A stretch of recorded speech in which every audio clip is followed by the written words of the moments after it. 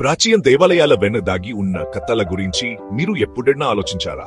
ఈరోజు తెలంగాణలోని కృష్ణా నది ఒడ్డున ఉన్న జట్పరోలులోని మదన్ గోపాలస్వామి ఆలయం యొక్క అద్భుతమైన చరిత్ర మరియు ప్రాముఖ్యత గురించి తెలుసుకుందాం. ముందుగా జట్పరోలు అనే పేరు ఎలా వచ్చింది?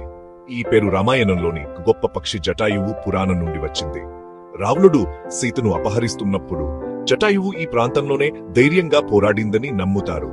దీని కారణంగా ప్రాచీన గ్రంథాలు జట్పరోలును జటాయువు క్షేత్రంగా గుర్తించాయి. త్యాగం మరియు ధైర్యంతో శాశ్వతంగా పవిత్రమైన ప్రదేశం. ఇప్పుడు ఆలయం యొక్క గతం గురించి తెలుసుకుందాం. మన్నగోపాలస్వామి ఆలయాన్ని 13వ శతాబ్దంలో జట్పరోలు సంస్థానం పాలకులు నిర్మించారు. కానీ దీని మూలాలు ఇంకా లోతుగా ఉన్నాయి. 9వ శతాబ్దపు శాసనాలు ఈ పవిత్ర స్థలం గురించి ప్రస్తావించాయి. తరతరాలుగా దాని ప్రాముఖ్యతను వెల్లడిస్తున్నాయి.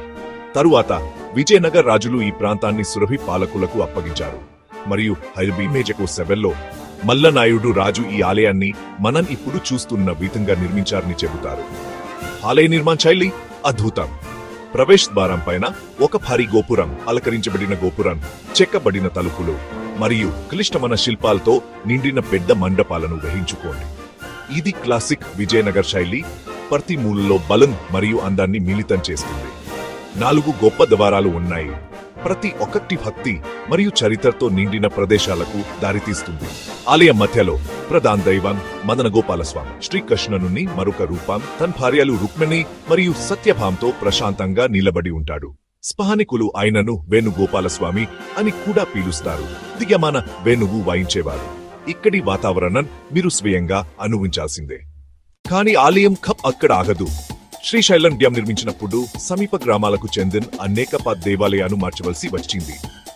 లింజోపైడి కాయిన్స్లో మన్నగోపాల స్వామి ఆలయాన్ని కృష్ణా నది ఒడ్డున అందంగా పునర్నిర్మించారు. భవిష్యత్ తరాల కోసం దాని స్ఫూర్తిని కాపాడారు. జట్పరోలు దాని కదు శివాలయాల సమూహానికి కూడా ప్రసిద్ధి చెందింది. మరియు నమ్మండి లేదా నమ్మకండి, గ్రామానికి ఆధ్యాత్మిక వాతావరణాన్ని జోడించే 20కి పైగా ప్రాచీన అటవీ దేవాలయాలు ఉన్నాయి. పండుగలు ఈ ప్రదేశానికి జీవం పోస్తాయి. వార్షిక బ్రహ్మోత్సవాలు ఒక గొప్ప వేడుక. దూర ప్రాంతాల నుండి భక్తులను ఆకర్షిస్తాయి. మరియు జన్మాష్టమి సమయంలో కృష్ణుని పుట్టినరోజు ఆలయం ప్రత్యేక ఆచారాలు, సంగీతం మరియు ఆనందంతో ప్రకాశిస్తుంది. మీరు ఎప్పటికీ మర్చిపోలేని వేడుక. మీరు సందర్శించాలని ప్లాన్ చేస్తుంటే జట్పరోలు కొల్లాపూర్ నుండి కేవలం 8 కిలోమీటర్లు, మహబూబ్ నగర్ నుండి 10 కిలోమీటర్లు మరియు హైదరాబాద్ నుండి సుమారు 53 కిలోమీటర్లు దూరంలో ఉంది. కాబట్టి మీరు ఆలయ కథల గురించి ఆలోచించినప్పుడు జట్పరోలులోని మదనగోపాలస్వామిని గుర్తుంచుకోండి.